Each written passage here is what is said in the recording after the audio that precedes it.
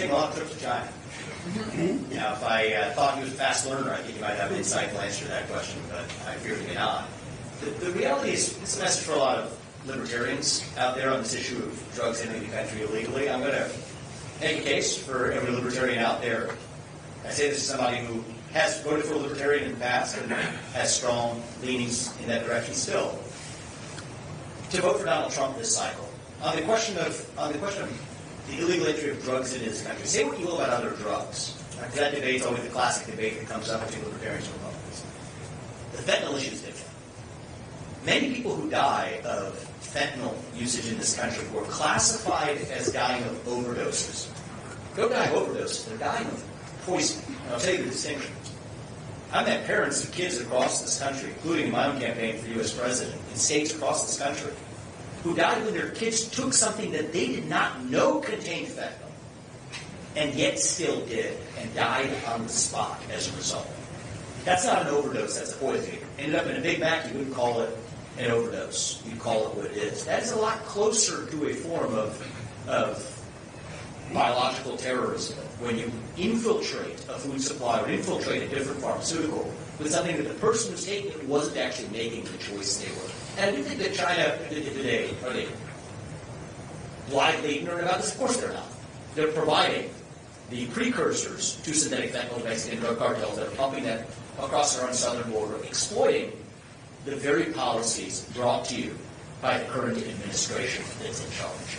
Just as I challenge Kamala Harris to apologize to the parents of Laken Riley and countless other Americans, innocent Americans who were killed by illegals who crossed the southern border, who were murdered by illegal aliens who crossed the southern border. I also challenge her to apologize to the parents of children, including those parents who I've met across this country, dying of fentanyl, who had illegally crossed our own southern border as well. That's what a true leader does. And what I'll say in closing before we wrap this up is that the advice to our own side that I do to my own kids, the person who's most responsible for your own success in life, whether you achieve something or not, I say this to myself as somebody who ran for president last year, the person who's most responsible for whether or not you achieve your goal in life is you. Are there other factors that matter? Are we playing on an even playing field? No, we're not. We have a media landscape that has applied completely different standards to Donald Trump than they have to Kamala Harris. We have a prosecutorial system that continues to put pressure on one president who has, I think, been the victim of political persecution of a scale we have not seen in modern American history. Are we playing on an even playing field? No, we're not. But nonetheless, we're going to win this because of who we are and what we stand for. We as Republicans, unlike the left-wing victimhood narratives that you heard the other night, every speech you hear at the DNC, I think we're going to hear more of it tonight, is laced with this victimhood narrative. Well, you know what? We're not victims. We are victors. That is who we are. Excellence is unifying.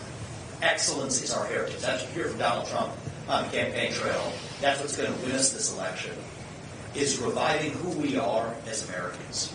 And whether or not you agree with every policy Donald Trump or another Republican has supported, if you want to actually revive our national identity, revive national pride in this country, and revive who we are, address that mental health epidemic in this country that causes so many people to turn to those illegal drugs that contain fentanyl in them. This is a psychological epidemic upstream of that. Vote for the president who's actually going to stand for who we are. Stand for who we are without pride, without apologizing for it. And I think the clear answer to that question is Donald Trump in November. Put him back in the White House.